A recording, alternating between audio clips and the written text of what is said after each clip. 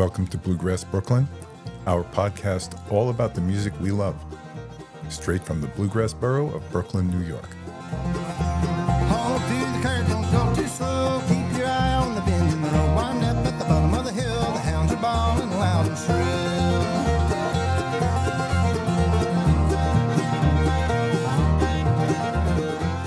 shrill. Welcome to Season 3, Episode 1 of Bluegrass Brooklyn podcast. 3 seasons. How about that, Liz? Oh, this is so exciting to get started on our next season, which is going to have so many amazing interviews. In this episode, we get to speak with Hilary Hawke and Maddie Denton from East Nash Grass, and they give us a peek behind the scenes on their life as bluegrass phenomenons.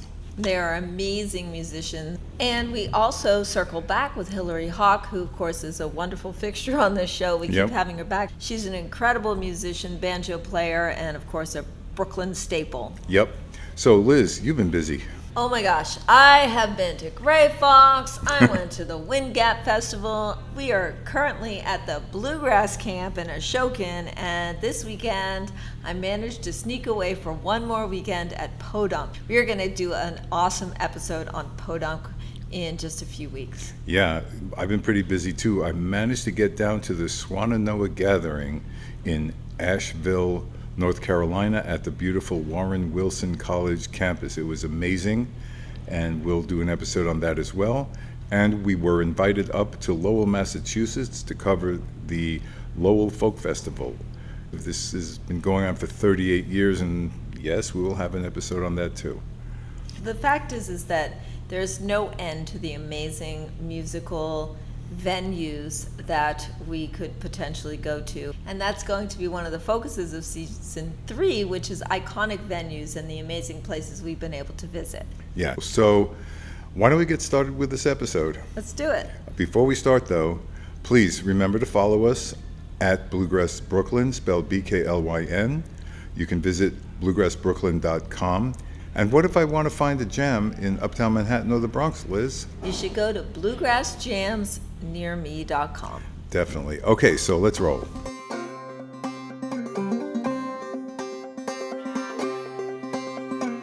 Down in the woods, walking home, down in the woods where the black bears roam.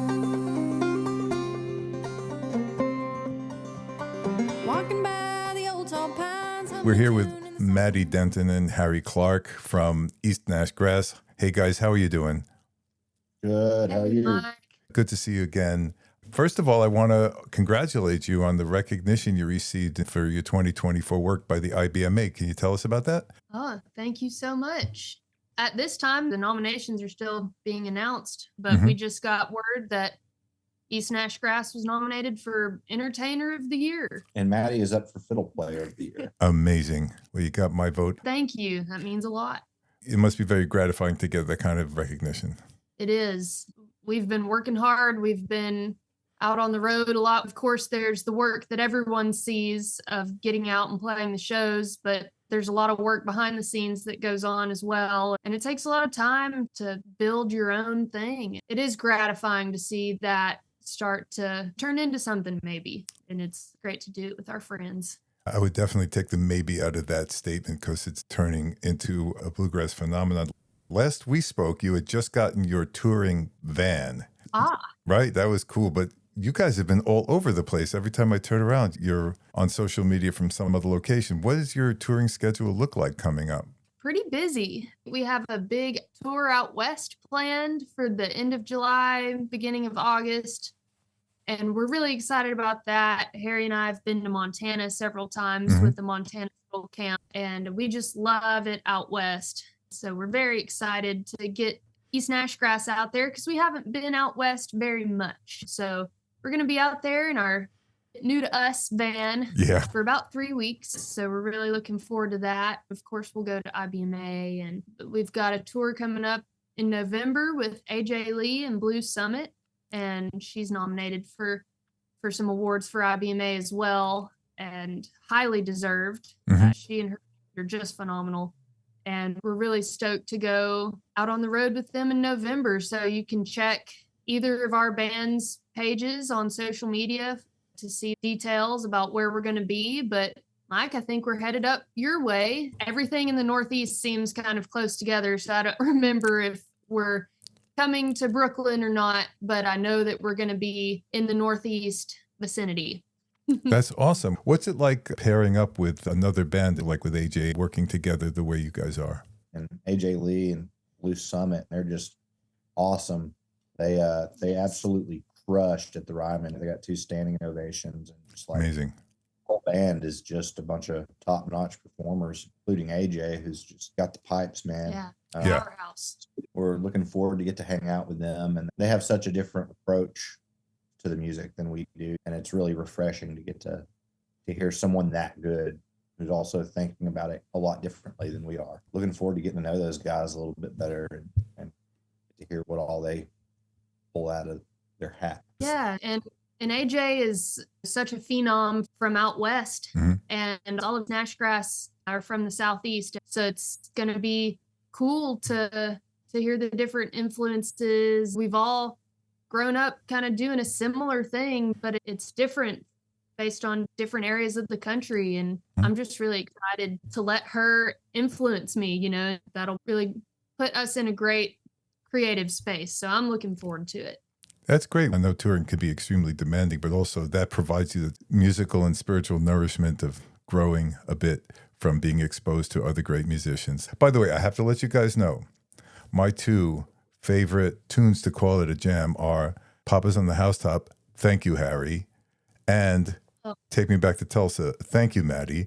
And by the way, I blame you, Maddie, for my addiction to Western swing now. So it's all your fault. Good. And getting Leroy Carr and Bob Wills. Yes. absolutely, and getting into listening to Texas fiddle contest type music and just getting into that whole world. And you guys opened all that up for me, so thank you. By the way, I got to ask, Last Chance to Win is also another one of my favorites. Did the band write that, or did you co-write that with somebody? None of us had anything to do with that song. Except to perform it.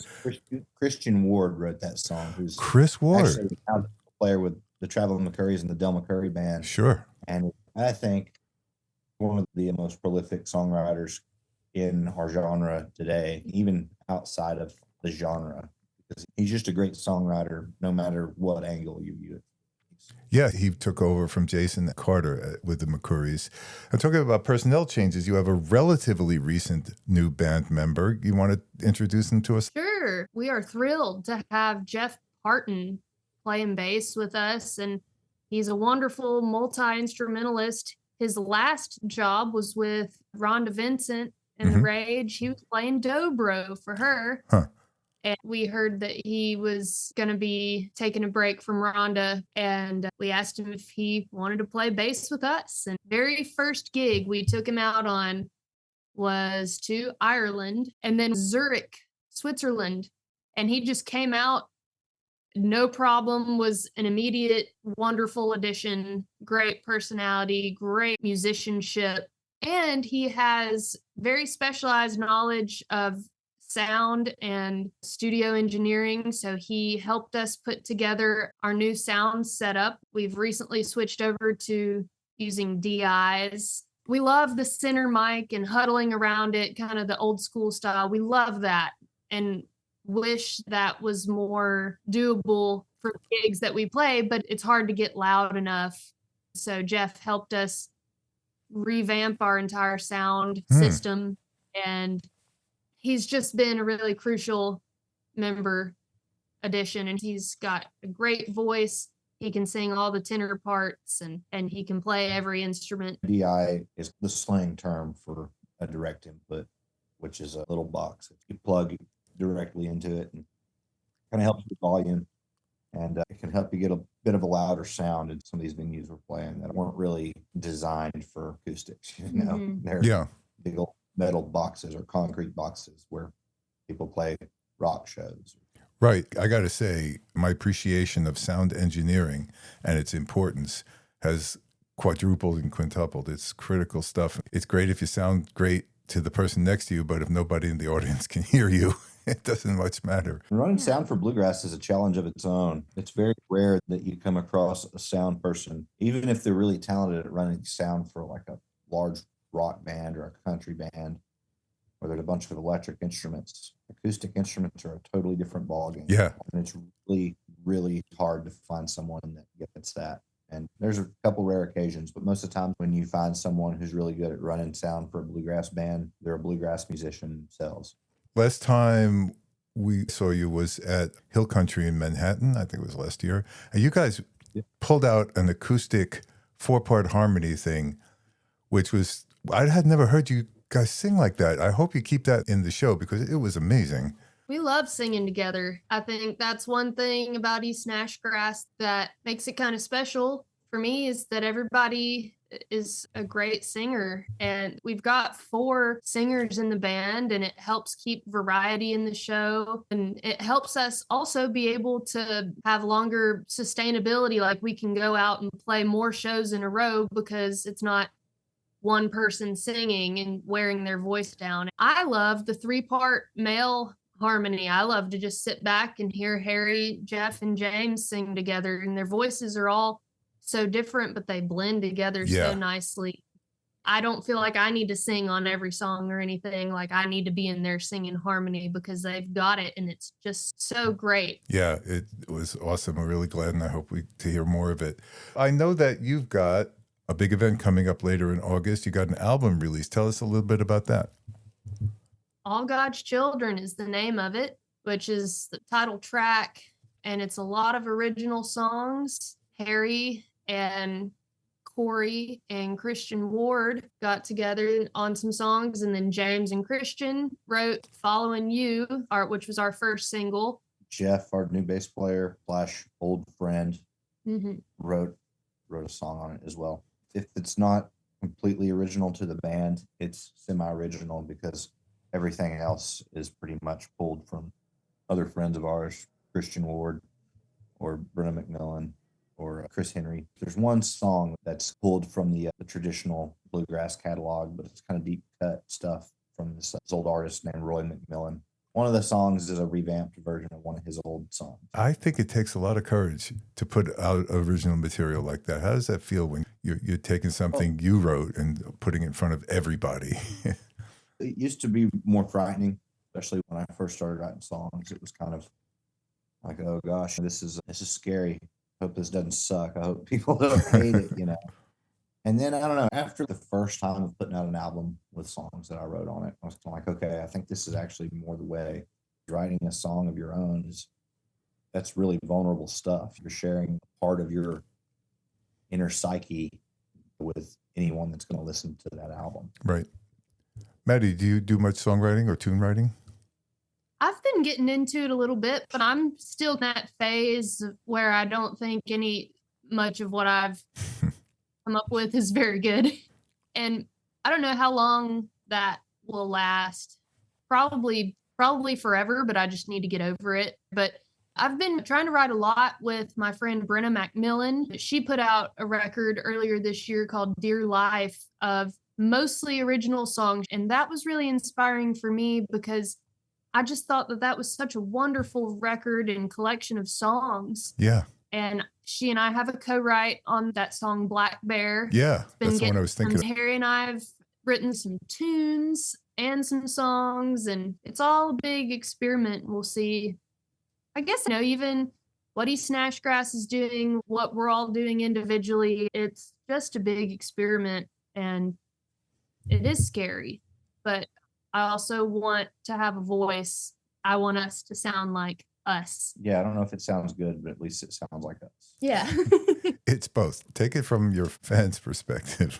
What's interesting to me is I can tell when I hear you playing fiddle, Maddie, I know it's you. And Harry, you have a distinct and very special style of mando playing. And I can spot your playing. Something will come on serious and I'll go, oh, wait a minute. Yeah, that's Harry playing, or that fiddle break is Maddie. And then I'll listen. This album is about how many songs on there? We got 10. It's not an epic novel of songs. This is not your first album. Third album. Wow. Like it or not, that means you're established and everything else. So you don't get to play the newbie card anymore. We're old hands at this point. Yeah. So let me make sure the album is releasing on August 22nd, right? That's correct. Excellent. Are there any EPs or any previews people can go listen to now? We dropped our third single from the album, and it's a song written by mandolin and songwriter extraordinaire Chris Henry. It's one called Lonesome Song, and you can stream it along with the other 2 singles that we've released anywhere you stream music. Yeah, there's a music video for Lonesome Song as well that our friend Millie Raccoon illustrated and animated for us, and thought she did a really, really nice job on it.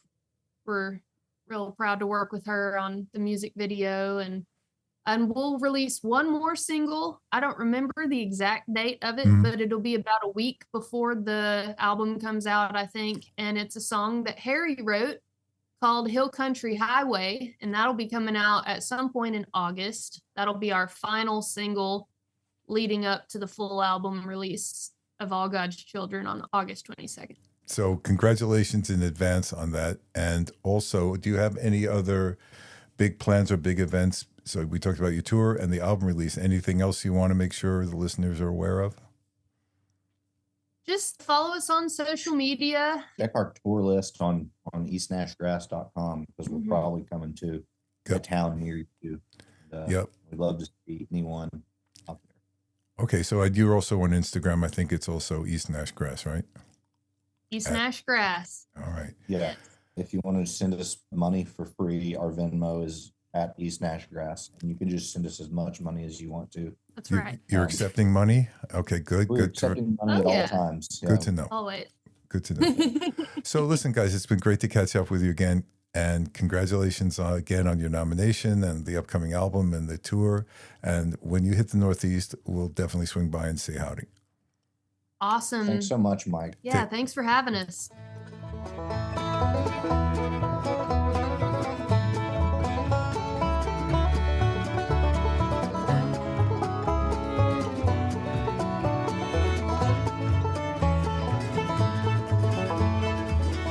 Okay, so we're here with Hilary Hawke, friend of the podcast, banjo virtuoso, band leader. Hilary, what's going on? Hey, Mike, thanks for having me. I'm happy to be here. Yeah, things are good. How are you? Doing great. We had you on earlier in the season, and we just wanted to loop back and see how things are going. First of all, was that you leading a jam at the Gowanus Dredgers I saw the other week? That's right. I was down at the Gowanus Boat House and having a great time leading that Wednesday jam. Yeah, you had mentioned previously that you don't get to go out and jam too much. That's true. That's true. And I'm really trying to get out and play some more guitar and do a lot of soloing on guitar. So it was a really great opportunity to get out there and lead the jam. Hopefully I'll be there again. Yeah, we hope so too. It was a lot of fun, and it was great seeing you pick up a guitar, and it was a lot of variety and a lot of different kinds of songs. Also, you tended to call a few of the old-time songs and fiddle tunes and stuff, so it was a lot of fun. Oh, that's cool. That's good to hear. So what else have you been up to? It's been a pretty busy music summer for myself. I end up working so much doing music that it's really important when I have free time to go and do things that aren't music. So I guess musically right now what's happening, I think you may know Sarah Gancher.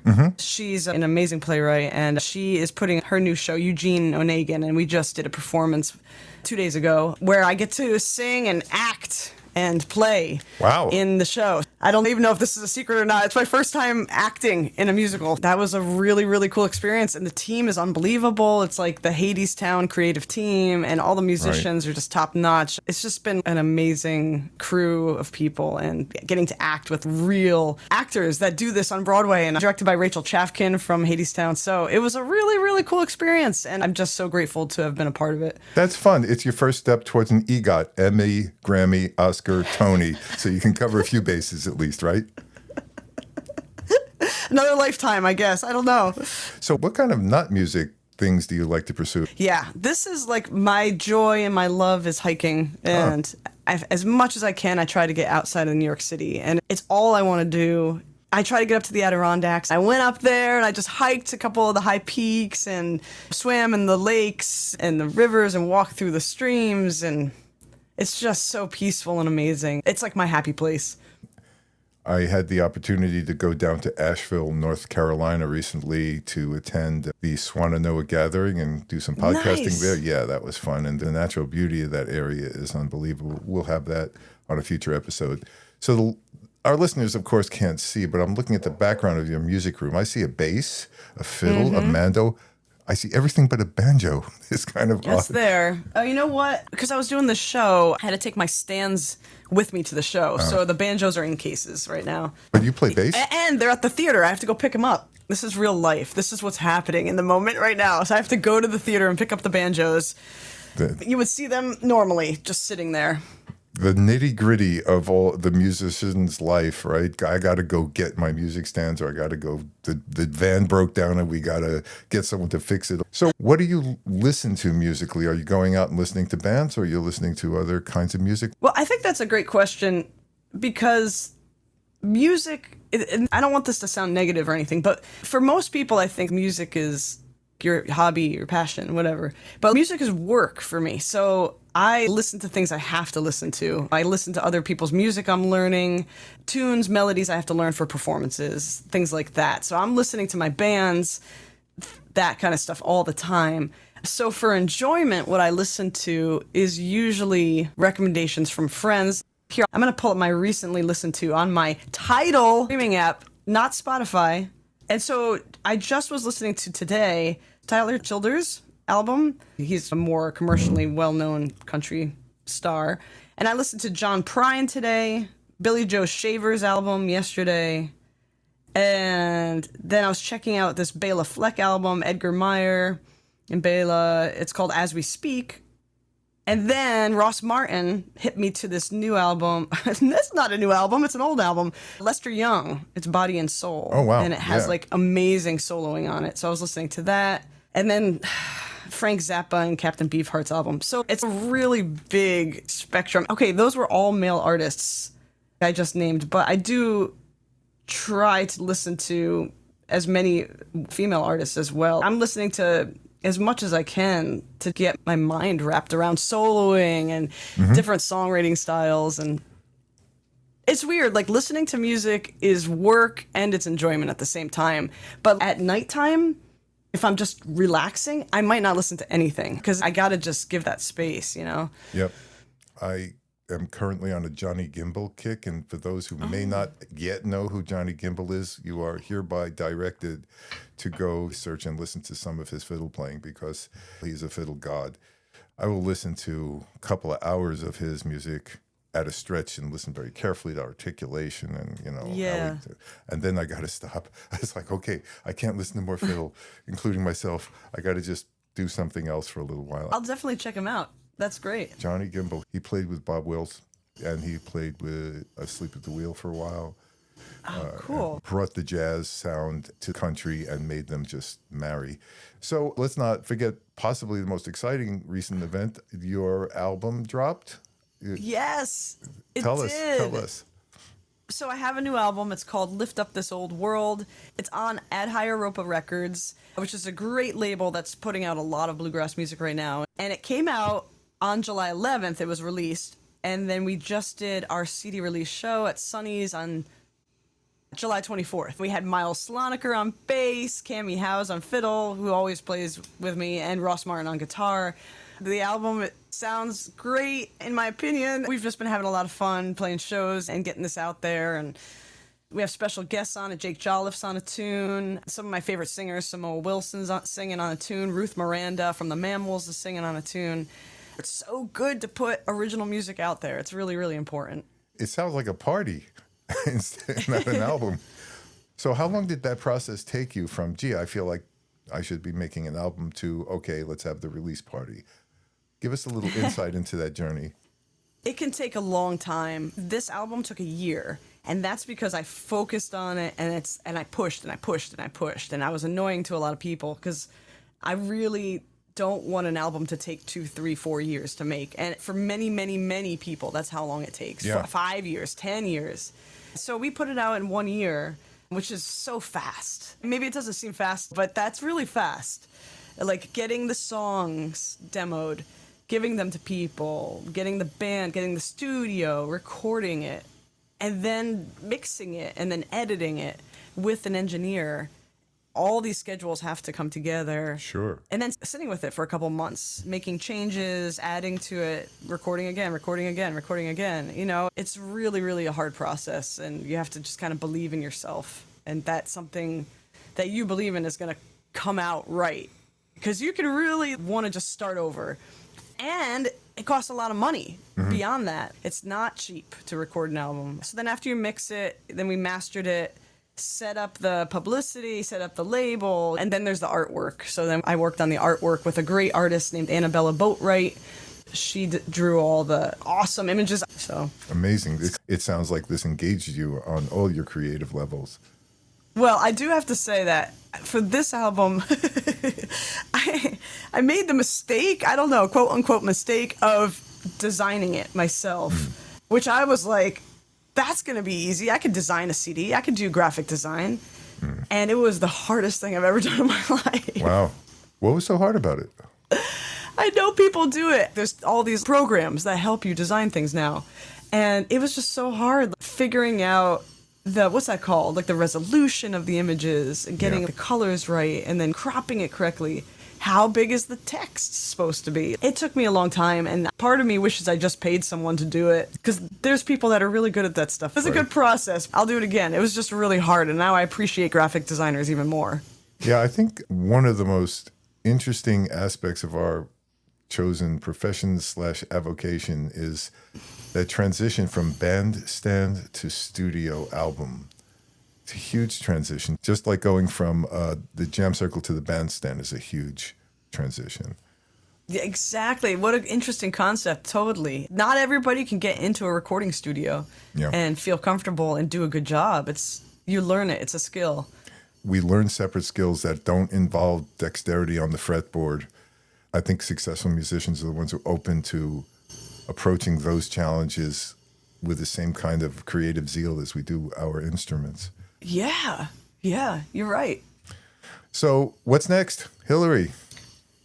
So it's August coming up. I play with an Irish band with Eileen Ivers, who's a great fiddler. So I'm playing with the Brigidines coming up a bunch in August here. My band is taking a break for August.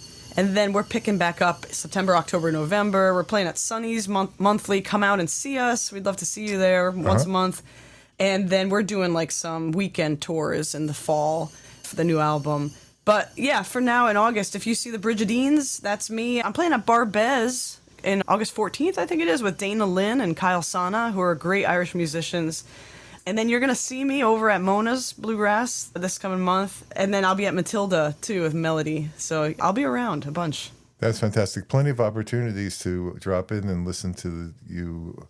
Well, I was about to say drop in and listen to you play banjo. Are you on banjo or guitar? I'm going to be on banjo, but I'm going to secretly be trying to get that guitar out there. Because I love the guitar, and I just want to play it more. See, this is what's happening. I love banjo, first and foremost, but now I'm like creeping over, you know? Yeah, I know the feeling. Fiddle is my spirit animal, but, you know, I got a lap steel and a rezo in there and a banjo and a mandolin just in case, because you never know, you know? Yeah, it's nice I like to how you're switch up. calling it resonator guitar and not dobro. I appreciate that. Well, I actually have a dobro. Okay. A dobro brand resonating guitar. But Trademark. Yes, that's right. I have a dobro trademark instrument. But the guy I'm learning, you know, by osmosis, I sit next to him and play, and he gives me tips. Glenn Spivak, who many of us know, Yeah, great rezo Glenn. player, pedal steel player. He's great. He calls it his rezo all the time, and so I take the tip from him. This is exciting, Hilary. Full disclosure, I have a copy of the CD. I saw the art. It was very cool. I've listened to it. Thanks. Very cool. I really have to recommend it. Can't wait to see you around the various venues here in Brooklyn and also around the Jam Circle. So thanks a lot for taking time with us. Thank you so much. Yeah, and if anybody is interested in learning some more, you can check out my website. It's hilaryhawkemusic.com, and that's Hilary with one L, Hawk with an E at the end. And you'll see all the stuff up there, and if you need to find out any more events or things going on, you find it there. Or just Google search my name. And you're on Instagram as well. And Yeah. High Atmosphere is my name on Instagram. Please say hi, and love to see you out and about. Yep, we'll drop all that in the program notes. Thanks a million, Hilary. Appreciate your time today. Okay, let's listen to some of The World Rests Its Head. from Hilary's new album, Lift Up This Old World. And if the world needs some time to rest its weary head, the sky turns the darkest blue while I'm reaching out to you.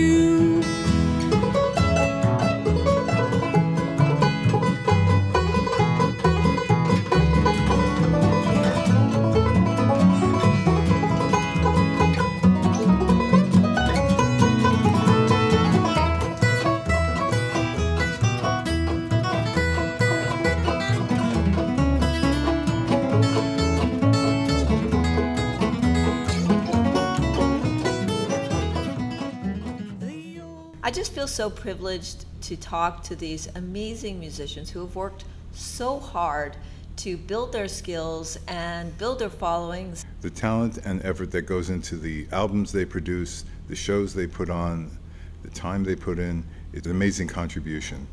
So Liz, I'm really looking forward to the next episode where we will explore our first iconic venue. Which of course is Sonny's in Brooklyn. We speak with Tuna. She's the owner of Sonny's Bar, and she runs an amazing jam there, which I've been to many times. Very welcoming, very well structured, and I hope you will visit us then. Yeah, absolutely. Okay, so it's been nice having you with us, and we hope to see you around the Jam Circle.